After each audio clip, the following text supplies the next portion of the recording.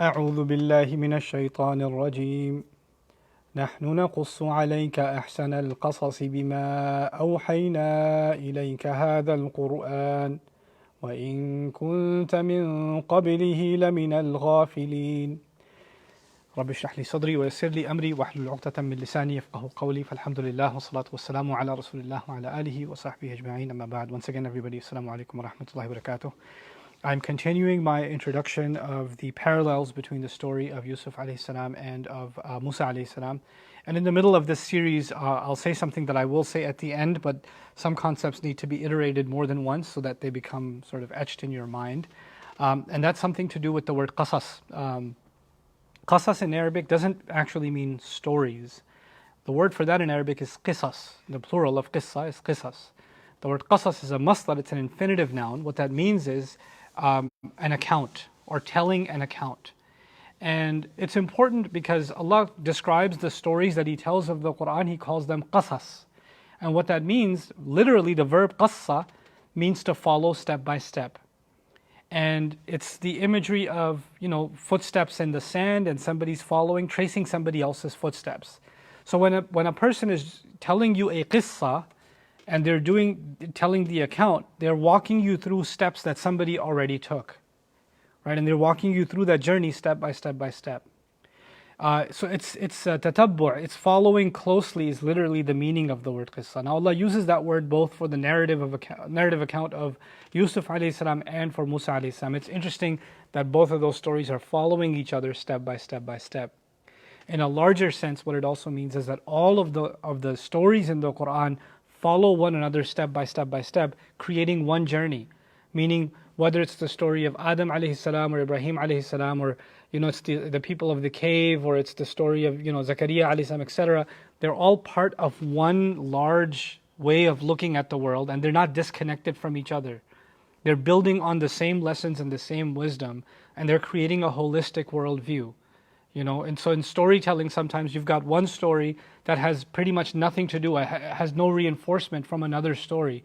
They're different worlds, they have different lessons, different teachings.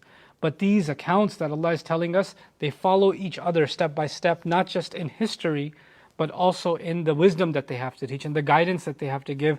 You'll find that they're all as-sirat al-mustaqim, they're all following the straight path.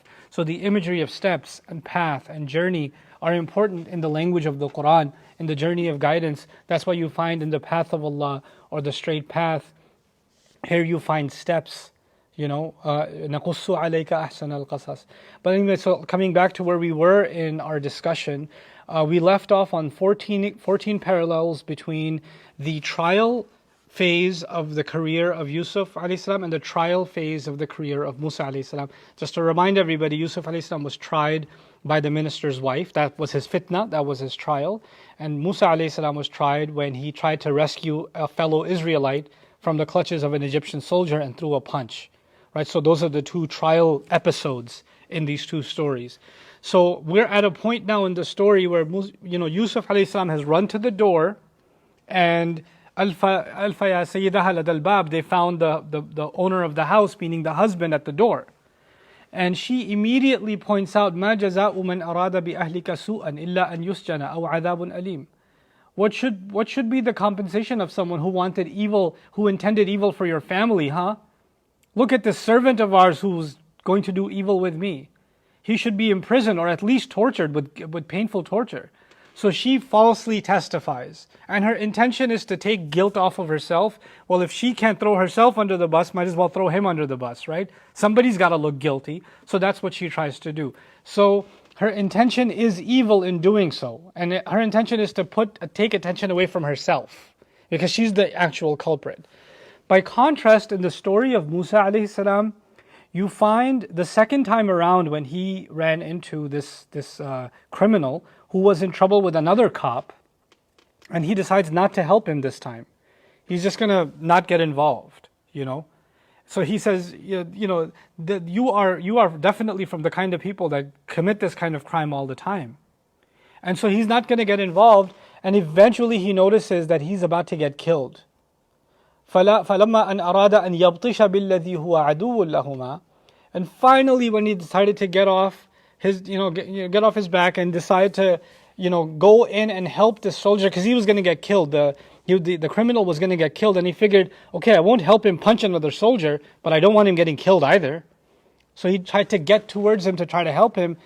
He cries out and he says, أتريد أن تقتلني كما قتلت نفسا بالأمس يا موسى أتريد أن تقتلني كما قتلت نفسا بالأمس.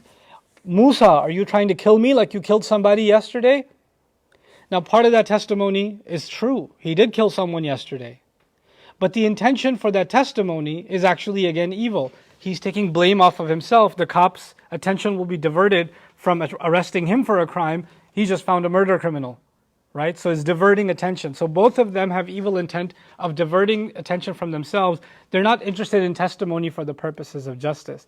And from it, you actually learn something in Allah's way of teaching us about the larger principles of justice. In a court of law, it doesn't matter how good a judge is. It doesn't matter how good the lawyers are, etc. The correct testimony can be used for the wrong reasons.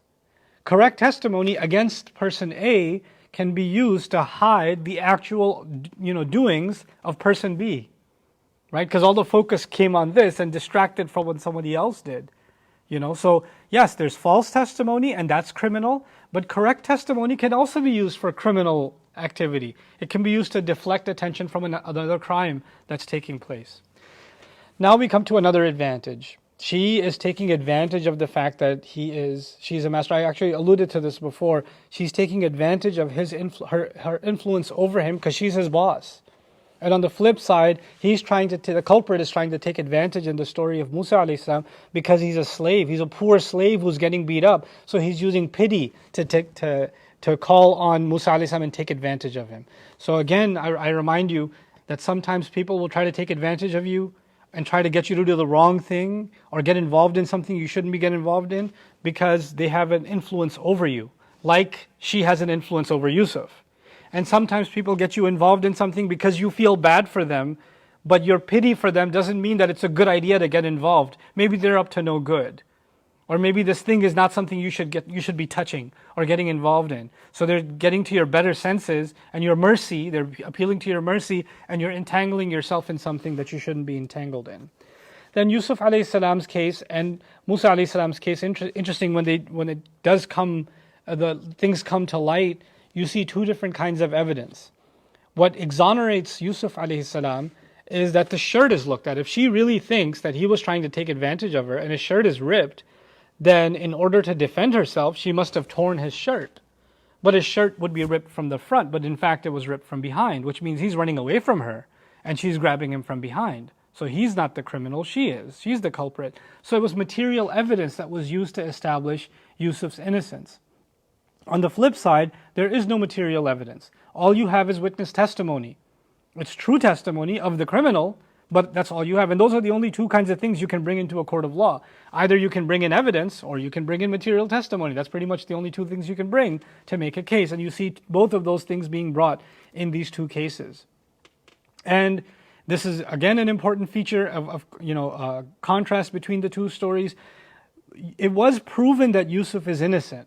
Obviously, the shirt ripped from behind. وَإِنْ كَانَ قَمِيصُهُ قُدَّ مِنْ دُبُرٍ فَكَذَبَتْ وَهُوَ مِنَ الصَّادِقِينَ.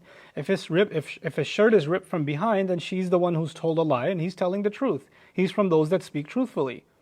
And that was proven. But it was proven inside the house, right outside the bedroom door. It wasn't outside in a public court. It was just in the hallway of the house with a couple of servants or family nearby. That's it. Nobody else knows. And the husband knows. So Yusuf is innocent, and his innocence has been proven, but not known publicly. People don't know.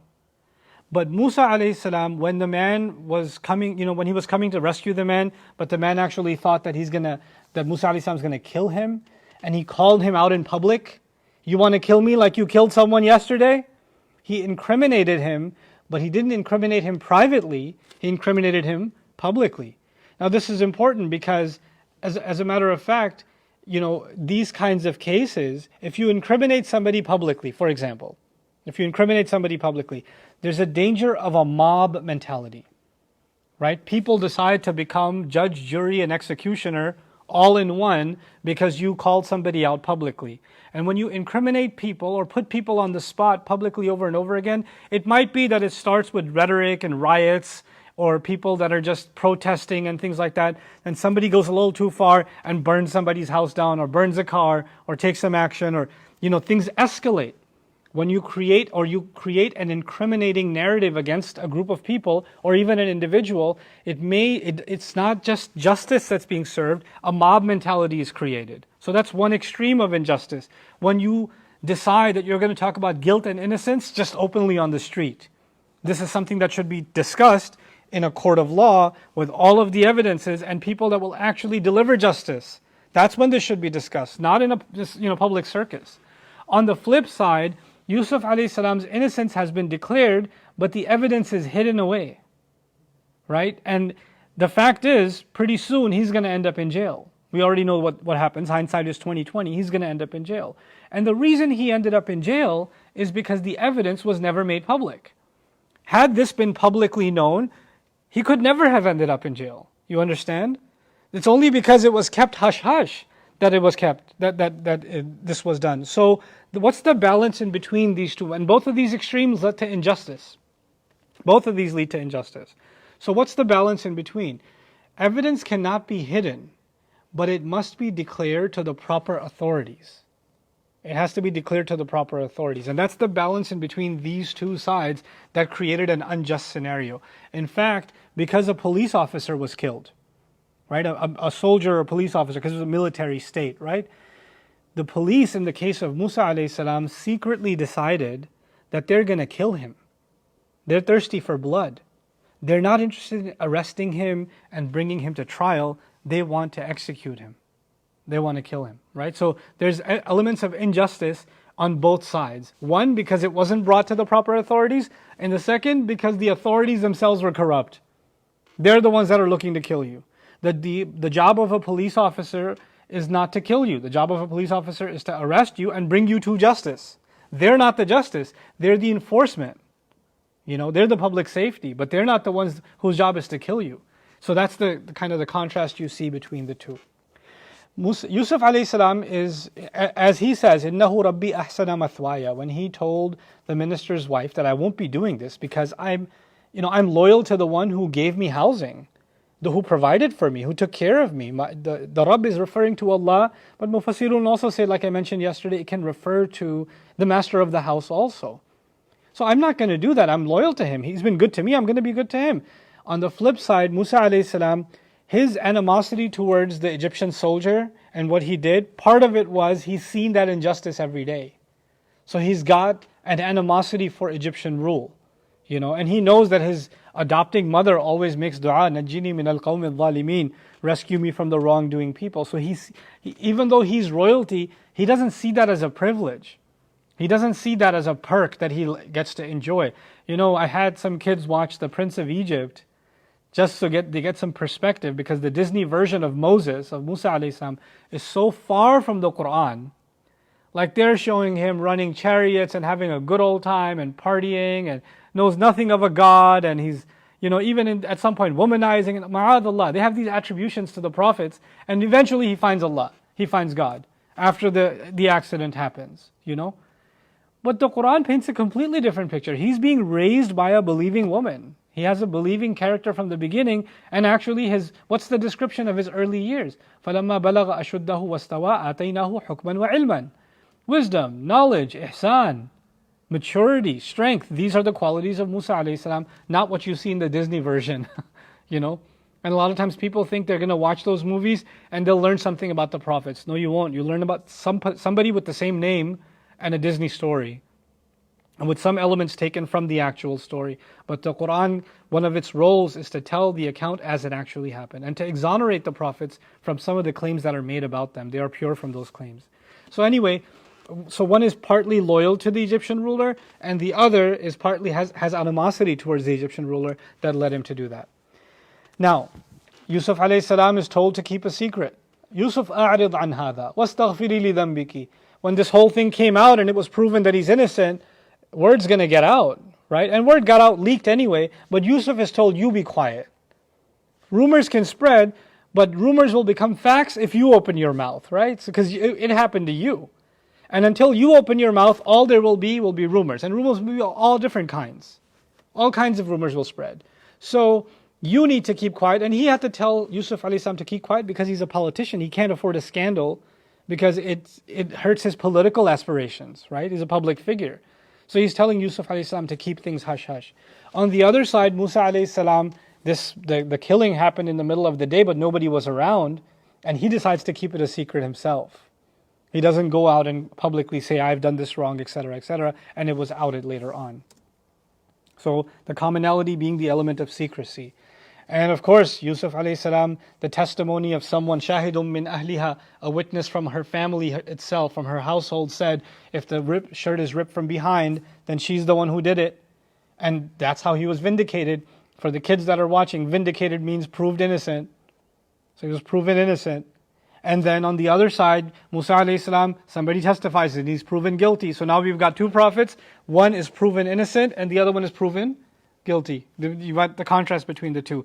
And part of that guilt and innocence, part of the testimony against either one is important to understand. The minister's wife tried to say that Yusuf alayhi salam is not a good character. He intends evil for the household. And the guy who testified against Musa alayhi salam, he said, "In turidu illa an takuna jabbaran fil ardi, wa ma turidu an takuna min al muslihin." You just want to be a bully beating up people. That's what you want to do. You don't want to make peace. So he's character assassinating Musa alayhi salam. Testimony should be about what happened. Testimony should not be about what kind of person this is. You don't get to say you're a bully, this is what you want, this is what your intentions are. You can't testify about someone else's intentions. Because you are not in control or have no knowledge of anyone else's intentions. The only thing you can know are someone else's what? Actions. But you'll notice the word arada and turidu are used in both cases. She says about Yusuf, he intends to do harm to your family. She's talking about his what? Intentions. On the flip side, this guy, the con artist, is telling Musa, you just intend to go around forcing and beating up people and bullying people. This is what you intend to do. And you don't intend to do any good. You don't intend to make any reform. وَمَا تُرِيدُ أَن تَكُونَ مِنَ الْمُصْلِحِينَ. So when testimony starts painting the picture of somebody's intent, that's when you lead into conjecture and you don't really know these aren't facts anymore. You're using your imagination to figure out what was going on in somebody's heart. Right? Testimony in justice should only be about what actions we can see. The intentions behind those actions cannot be evidenced by somebody's testimony. I know what was inside of their heart. But they both try to do that to pin their victims by way of their words. Then of course, there are two troublesome encounters. This is even the step-by-step construction of the story in both cases. Yusuf had an encounter with the minister's wife inside her quarters. Then later on, he had a second encounter with her, with the different ladies and the food that was prepared. Right? So there's two encounters. In Musa alayhi salam's story, he first encountered this con artist getting beat up in isolation. The next day he encounters him again in public. Right? In a larger setting. So both stories have two encounters with these people. The second encounter in Yusuf's story was in front of a larger group. It was a bunch of ladies. So it wasn't just her and him now. It was a bunch of women. And the second encounter in the story of Musa is in public. It's in front of a larger group also. So even that element is carried forward. Then the minister does not help Yusuf escape the authorities. Meaning after the second encounter, Yusuf is going to get thrown in jail. But the minister knows better. The minister knows that he's innocent. And the minister has been good to him all this time. He's a friend, essentially. He's a boss, but he's also friendly to him. And he honors him, but he doesn't do anything to get him out of jail. And the Quran doesn't say why, but it hints to it. Basically, getting him out of jail would make people curious and would want to interview him. Hey, would you care to tell us what happened? And he knows that Yusuf alayhi salam is an honest person. So even if he doesn't intend to hurt his political career, just him giving honest testimony about what happened or exonerating himself will tank his political career. It's a smarter move to take this servant of mine who's not a VIP, who doesn't have immigration status, he's just a slave, to detain him indefinitely without trial, it's okay because him getting out might hurt my political career, right? So he could help him, but he doesn't. On the flip side, you've got the police friend of Musa alayhi salam, who was in a secret meeting where they decided that they're going to kill Musa. If these policemen find out, these chiefs find out, that one of the people in their secret meeting is Musa's best friend and has accepted his religion and is actually going to go warn him against them, then they won't just kill Musa. Who will they kill? Him too. He's a traitor. You don't go back on your squad. But he's going to risk his life to go tell Musa, إِنَّ الْمَلَأَ يَأْتَمِرُونَ بِكَ لِيَقْتُلُوكَ. The chiefs have made a secret scheme to kill you. فَخْرُجْ, get out of here. إِنِّي لَكَ مِنَ النَّاصِحِينَ. I mean well for you. So you see, by contrast, one person who was in a position to help decided to help himself in his political career and let Yusuf alayhi salam rot in jail. And the other put his life on the line and actually came to Musa and helped him escape trouble. Now, it's also interesting that I've alluded to this, that elite women were in on the plot when it came to Yusuf alayhi salam. These were wealthy women that were talking, because the politicians and the wealthy have their own circles, right? They have their own galas and their own fancy dinners, and they have their own kind of social society and the social circle. So they're in on this scheme that she's going to get him thrown in jail, because she said that in front of all of them. She said, if he doesn't do what I want, then he's going to get thrown in jail. She said it straight up in front of them. So they're in on that entire scheme, and they know what really happened, and they're all going to be quiet about it, because they're all embarrassed too now, because their hands are all cut, which we'll get to when we get in the story. On the flip side, you've got elite men, police chiefs, the generals. They're in on a scheme to kill Musa alayhi salam. So even that parallels between the two. Their toxic admiration is the problem, meaning the women admired Yusuf alayhi salam, and that's what incriminated them, and that became a problem. And for Musa alayhi salam, their toxic hatred. Let me remind you, why did they hate Musa? I told you Allah put a special love of Musa in the heart of the Pharaoh. That you already know. But Musa alayhi salam was an Israelite, so he was from the slave race. His skin color was the skin color of the slaves. But he's being treated like royalty. So when he walks into the palace, the Egyptian guards have to hold the door open and say, "Good morning, Your Highness." Right? But in their heart, they're like, why are we calling this slave Your Highness? How did he get this position? Why do we have to pull the chair out so he can sit down? Why do we have to clean his room? Why do we have to cook him food? Because he's getting treated like royalty, while everyone else that looks like him is a what? Is a slave. So they have this deep hatred inside him that it's only the Pharaoh's love for him. We don't even get why. Because everyone other than him that's like him should actually be dead. And in fact, he should have been killed from the first time. And now that he's getting special treatment, everybody around the Pharaoh is like, you should have been killed.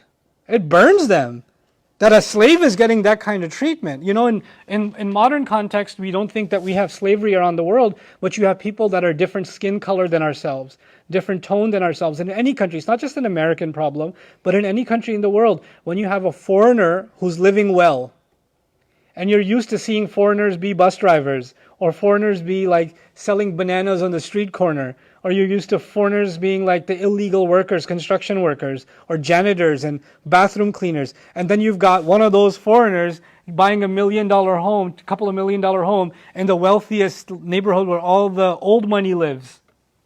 Right? And he's got a nicer car than everybody else. He's going to get some looks, isn't he? Like, what's he doing here? You don't belong here.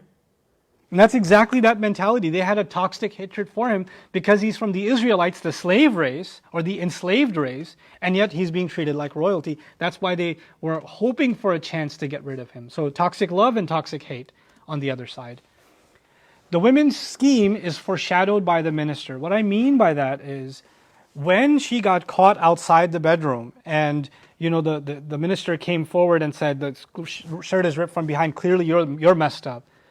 You know what he said? He said, "Hada min kaydikunna inna kaydakunna azim." Listen to the words. He said, this is the kind of scheming you women do. Your scheming is pretty amazing. Your scheming is amazing. And he didn't say one woman, he said women, plural. Which has its place in the story, but it's also foreshadowing that a bunch of women are going to be scheming. Right? He doesn't even know that's going to happen, but his words became true further down the road. On the other hand, there's no foreshadowing, but Musa alayhi salam knows, his friend knows of a scheme that's being hashed. and he comes and informs Musa alayhi salam. This is pretty ironic. Yusuf alayhi salam was found innocent but still jailed. Musa alayhi salam was found guilty but still escaped. Right? And it's remarkable that Musa alayhi salam escaped from one of the mightiest empires on earth, with the biggest police state, and he escaped. And in both cases it happened after the second encounter. But you've got this irony how things play out in the world. Things don't play out as we expect. And the way Allah designs the story of our lives is not based on our expectations of justice and injustice. You know, the one proven innocent should be set free, and the one proven guilty should be jailed, etc., etc. No, it doesn't play out that way sometimes. And Allah has a larger scheme. And what people do to each other, they think they're doing it, but Allah is even a bigger architect over their designs. You know, Wallahu ghalibun ala amrihi. Allah has been dominant over his situation the entire time. That's what Allah claims about Yusuf alayhi salam. Now we come to the years of isolation. What do I mean by years of isolation? Okay, the trial is done. In the case of Yusuf alayhi salam, he's going to get thrown in jail. So he's going to be isolated. I was going to write here social distancing, but I decided not to. Because they were technically socially distanced. But anyway, years of isolation. So Yusuf alayhi salam is going to be in jail, isolated from his normal life and from society. Musa alayhi salam is going to be out in the desert, isolated from the Egyptian people and the society he's known and grown up with, not to mention his own family. So they're both isolated and separated. Now these years of isolation is what we're going to compare. Okay, so we compared their siblings, we compared their parents, we compared the trials they went through. Now we're comparing the isolation that they went through. Okay.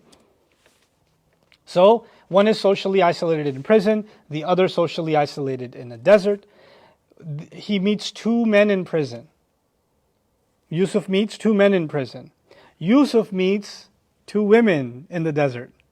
So you've got 2 and 2. And on one side men and the other side women. It's pretty awesome. It's also pretty cool that the parental figure in Yusuf's story was a male, and he meets 2 men. And the parental figure in Musa's story is a female, and he meets 2 women. Right? So the male theme is carrying forward and the female theme is carrying forward in both cases. So now he meets two men in prison. The 2 men approach him for help. They see him as different than all the other prison inmates, so they come to him and they want to stir up a conversation with him because they've seen some disturbing dreams that they figure maybe he can tell us what it means. He seems like a spiritual person. On the flip side, the 2 women don't approach Musa, he approaches them. He approaches them, right? So for help.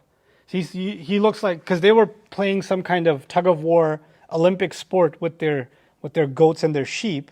Their sheep see water and they want to go drink it, but these girls are not letting them go drink the water, these 2 young women. And he's seeing them struggle, like the sheep are dragging them down the hill and they're pulling them back up and they're dragging them down the hill, tazudan. And he comes up to them and says, Ma khatbukuma, what's your deal? Like, what's going on with you? Right? So he wants to come and help them. So there's a contrast. The 2 approach Yusuf, and in Musa, he approaches the 2. So it's flipped. Now, he helps them with interpretation, which is his special gift.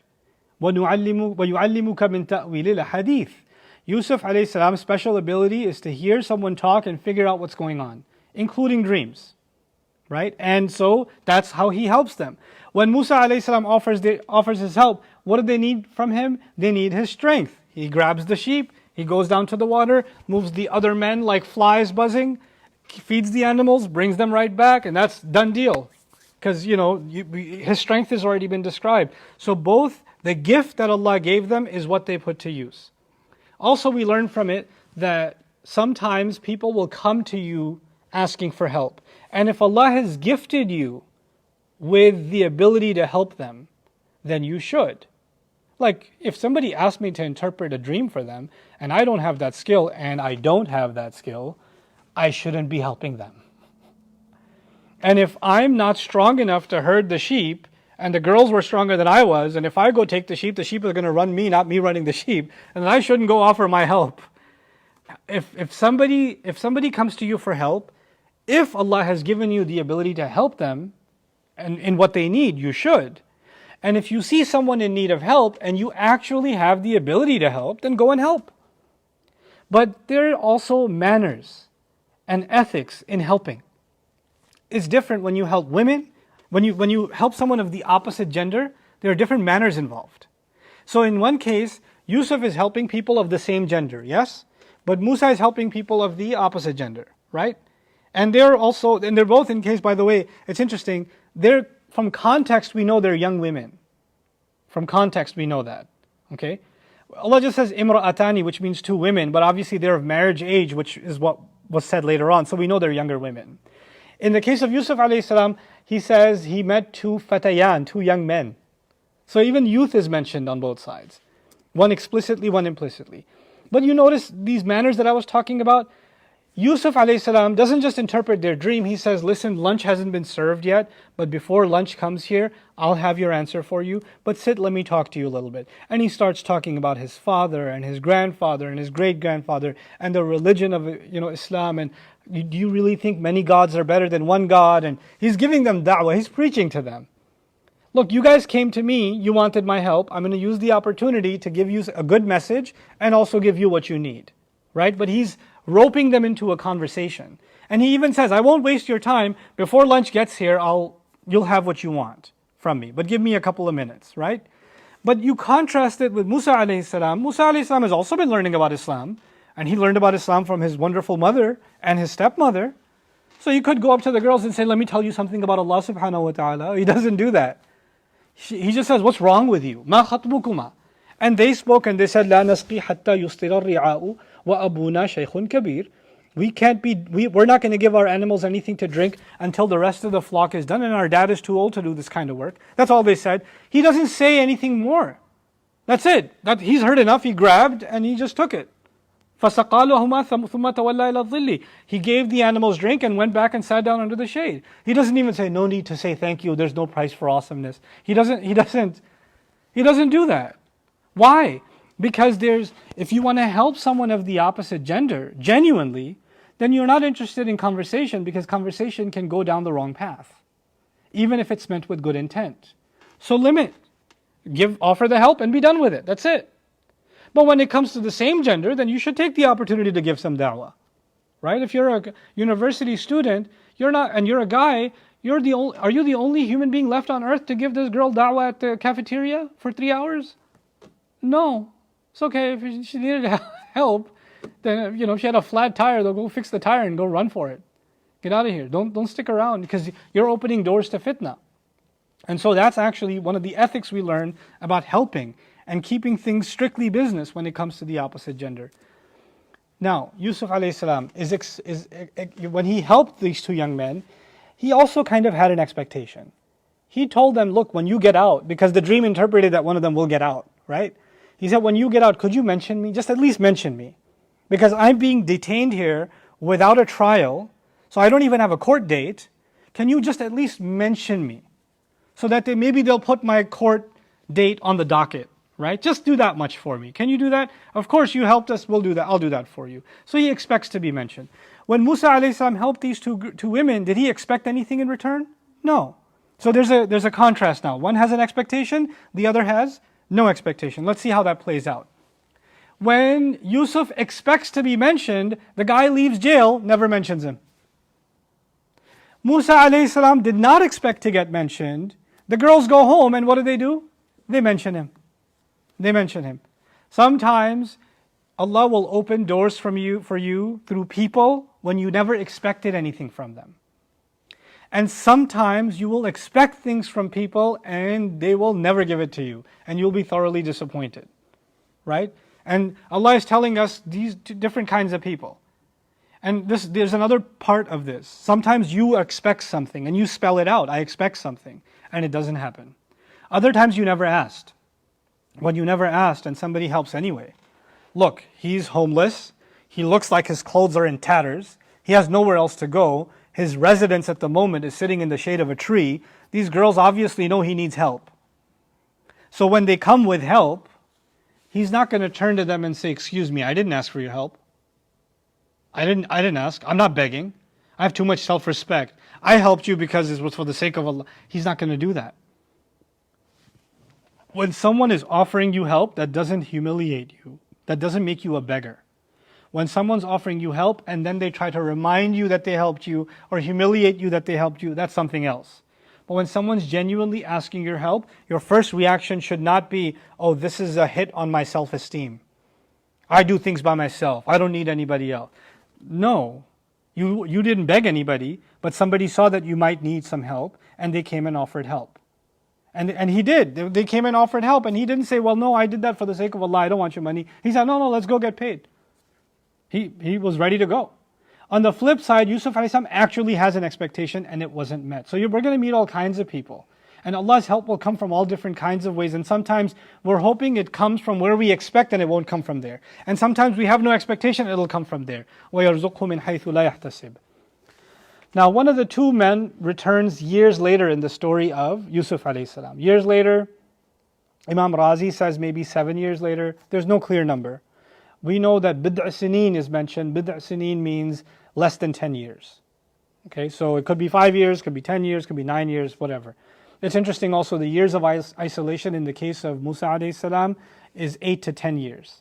Right? So the numbers are somewhat similar, not exactly, but somewhat similar. But anyway, so one of the two men returns years later. And one of the two women returns years later. Actually, hours later, not years later, hours later. So sometimes help comes immediately, sometimes help comes a lot of time later. And this idea of immediate help and later relief is also a continuous theme. In Yusuf's case, Yaqub alayhi salam lost Yusuf and got him back years later. In Musa's case, Musa's mom lost Musa and got him back hours later. Later on in the story, Yusuf alayhi salam had expectation for someone to come back, and they came back years later. And in Musa alayhi salam's, without even expectation, the girl comes back with help hours later, right? So that's an interesting bit for the two. Now, when he does come back, the man does come back after a few years. It's interesting. He came back for selfish reasons. It's a pretty interesting character, this guy. He's kind of a sleazebag. He works in the court of the king. He serves drinks for him. The king sees a dream. He can't figure out what it means. His advisors say, you probably ate too much biryani last night or something. It's ajdathu ahlam. These are meaningless dreams. This is too much spice in your food. That's why you saw these weird dreams. They don't mean anything. Fat cows, skinny cows. What is this? And this guy pouring the drink for a king, he goes, oh, I know somebody the guy who figured out my dream. I know the guy who could do this. But he doesn't say that, does he? He says, Ana atikum bihi. I could tell you what it means. Give me a couple of days.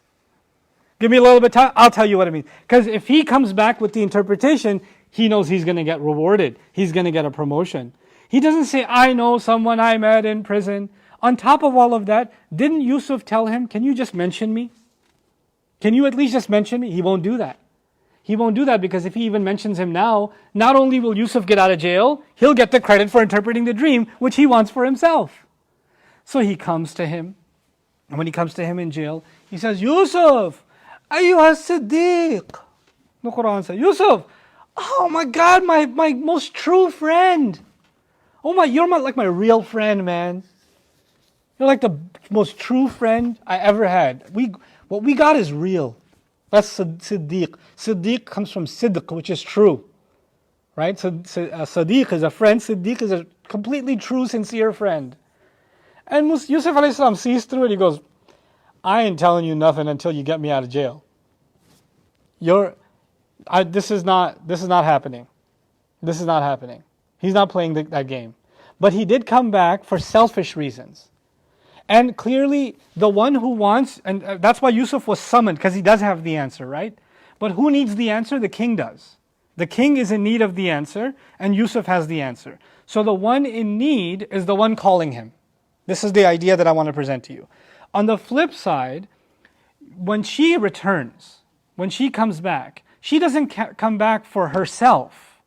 She came back for the benefit of Musa alayhi salam, selfless reasons, not selfish reasons. Now, he shamelessly asks for help, right? He should be ashamed of himself. He didn't even mention his name. And on the flip side, tamshi ala istihya. When she came walking to him to tell him, my dad wants to pay you, Allah says she walked shyly over. So there's shamelessness and there's shame contrasted with the two individuals.